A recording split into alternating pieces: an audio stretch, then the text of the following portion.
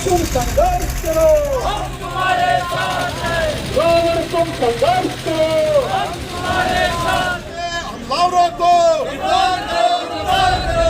हमलावरों ने उन पर हमला किया है, हम इसकी कड़े शब्दों में निंदा करते हैं। बहुजन समाज पर अत्याचार रह रहे हैं, उनको बंद किया जाए। 3 दिन पहले उनको धमकी दी गई कि जान से मारेंगे। इसके अलावा यह शेर जो सबकी बातें उठाता है, सबकी आवाजें अच्छा वक्ता है कि वो जहाँ भी जाते हैं उनके समक्ष प्रशासन घुटने टेक देता है। बहुजन की आवाजें वो दब नहीं सकती। बाबा साहब के पदों पे जो चलने वाला व्यक्ति है वो डर नहीं सकता, वो मर नहीं सकता और वो दब नहीं सकता। चंद्रशेखर आजाद इस देश के प्रत्येक उस वर्ग का नेता है जो शोषित है, वंचित है, दलित है, पिछड़ा है या जिसके साथ में अत्याचार हुआ है, शोषण हुआ है।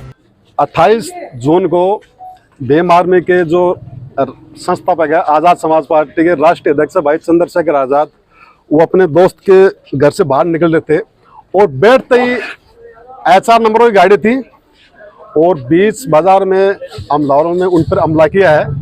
हम इसकी कड़े शब्दों में निंदा करते हैं और यूपी प्रशासन ऐसे जो यूपी में हो रहे कुकृत्य कांड है, जितने भी अपराध हो रहे हैं, बहुजन समाज पर अत्याचार रह रहे हैं, उनको बंद किया जाए और भाई चंद्रशेखर आजाद को जेड श्रेणी की सुरक्षा मुहैया कराया जाए।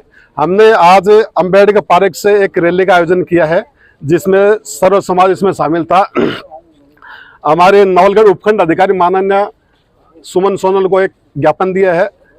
हमारे देश के जो माननीय राष्ट्रपति है, राष्ट्रपति महोदय, उनके नाम ज्ञापन दिया है हमने। उसमें हमारे जो प्रमुख बिंदु ये है कि भाई चंद्रशेखर आजाद को एक तो जेड श्रेणी की सुरक्षा मुहैया कराई जाए। दूसरी हमारी मुख्य मांग ये है कि जो हमलावर है, जिन्होंने हमला किया है, उनको तुरंत गिरफ्तार किया जाए और जितने भी अपराध हो रहे उन पर अंकुश लगाया जाए। आज चंद्रशेखर आजाद एक राष्ट्र लेवल का नेता है, इंटरनेशनल। अमेरिका की जो मैगजीन है उस पर जो फ्रंट पेज पे उनका नाम है, उन पर हमला हो रहा था। हमारी तो कोई गिनती नहीं है, फिर तो हम तो कीड़े मकोड़े हो गए, आमजन तो कुछ है नहीं है। तो हमने ये ज्ञापन सौंपा है मैडम को और जेड श्रेणी की सुरक्षा की मांग की है। ये ज्ञापन दिया है क्योंकि भीम आर्मी के चीफ चंद्रशेखर जी पे हमला हुआ था और उन्होंने कई बार यूपी की सरकार से जेड श्रेणी की सुरक्षा मांगी, मगर यूपी की सरकार एक पार्टी की सरकार बन के चल रही है, क्योंकि मुख्यमंत्री बनने के बाद सबका होता है और सुरक्षा उनको मुहैया नहीं कराई। उसका नतीजा ये निकला, फेसबुक पे 3 दिन पहले उनको धमकी दी गई कि जान से मारेंगे और हमला किया। वो तो इतने लोगों की दुआएं, प्रार्थनाएं उनके साथ थी कि वो बच गए, नहीं तो कोई मारने में कसर नहीं थी। और ये इसके बाद जेड श्रेणी की सुरक्षा अति जरूरी हो जाती है। हमलावरों को गिरफ्तार करें। हमारी पार्टी का आगे से जो आदेश है उसके अनुसार फिर हम काम करेंगे। धरने देने होंगे, गिरफ्तारियां होंगी, जो भी है ऊपर से आदेश होगा।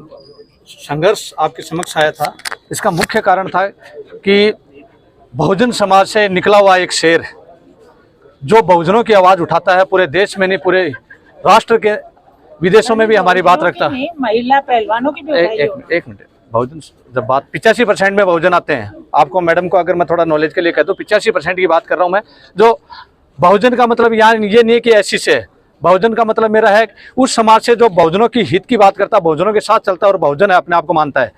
उनका समाज से निकला हुआ यह शेर जो सबकी बातें उठाता है, सबकी आवाजें अच्छा वक्ता है, उसके ऊपर जिस तरीके से निंदनीय तरीके से जो हमला किया गया है उसकी मैं घोर निंदा करता हूं। पूरा समाज निंदा करता है, हर व्यक्ति निंदा करता है और ये हमारे अंदर आक्रोश है कि ये ऐसी घटना दोबारा नहीं हो। इसके लिए हमने उनको तो न्याय मिले और जो हमलावर थे उनको कड़ी से कड़ी सजा मिले और उसके लिए हमने पिछले दिनों में जिस तरीके से वो अपनी आवाज़ उठाते उसका एक उदाहरण मैं आपके सामने प्रस्तुत करना चाहता हूँ साथियों, कि वो जहाँ भी जाते हैं उनके समक्ष प्रशासन घुटने टेक देता है, क्योंकि वो हित की बात करते हैं और जहाँ हित की बात होती है वहाँ कुछ लोगों को हित बर्दाश्त नहीं होता और वो बर्दाश्त नहीं होता है तो उनके दुश्मन पैदा हो जाते हैं। ये आप सब जानते हो, काफ़ी समय से ऐसी घटनाएं हर जगह होती है, हर राज्य में होती आई है। मैं यहाँ की भी बात नहीं कर रहा, मैं यूपी की बात नहीं कर रहा, किसी भी राज्य में जाके तो यहाँ भी आके गए थे पिछले दिनों में और वो एक बहुत शांतिपूर्वक तरीके से यहाँ से भी निकलने की कोशिश की थी, परंतु प्रशासन को ऐसा लगा कि यहाँ भी बहुत बड़ा कारण हो सकता है, इसलिए उन्होंने यहाँ भी उनको रोकने की कोशिश की, परंतु वो बहुजन की आवाज़ है वो दब नहीं सकती।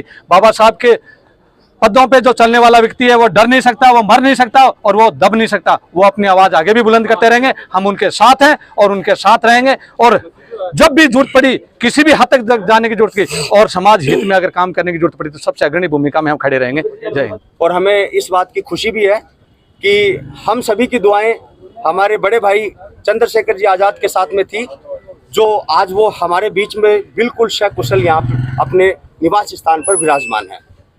और हम आगे भी भाई चंद्रशेखर के लिए ऐसी दुआएं करते रहेंगे कि वो जहाँ भी रहे सकुशल रहेंगे। प्रथम दृष्टया मैं सभी लोगों को ये बता देना चाहता हूँ कि भाई चंद्रशेखर आज़ाद किसी एक समाज का या किसी एक जाति का नेता नहीं है, किसी एक जाति का लीडर नहीं है। चंद्रशेखर आज़ाद इस देश के प्रत्येक उस वर्ग का नेता है जो शोषित है, वंचित है, दलित है, पिछड़ा है या जिसके साथ में अत्याचार हुआ है, शोषण हुआ है। इसलिए हम भाई चंद्रशेखर आज़ाद को किसी एक ही जाति का नेता नहीं कह सकते। अगर जनरल जाति के लोगों पर भी कहीं अत्याचार हुआ है तो भाई चंद्रशेखर आज़ाद बिना चप्पलों के नंगे पांव वहां पर पहुंचे हैं और इसके उदाहरण हम बहुत जगह पे देख सकते हैं। अभी सभी साथियों ने कहा कि भाई चंद्रशेखर आज़ाद को जेड सुरक्षा मिलनी चाहिए। मैं तो ये कह रहा हूं कि भाई चंद्रशेखर आज़ाद हमारे बहुजन समाज का एक कोहिनूर है और कोहिनूर को जिस तरीके से कड़ी सुरक्षाओं के बीच में रखा गया है, उसी प्रकार से हमारे समाज के कोहिनूर भाई चंद्रशेखर आज़ाद को जेड नहीं, जेड प्लस की सुरक्षा मिलनी चाहिए।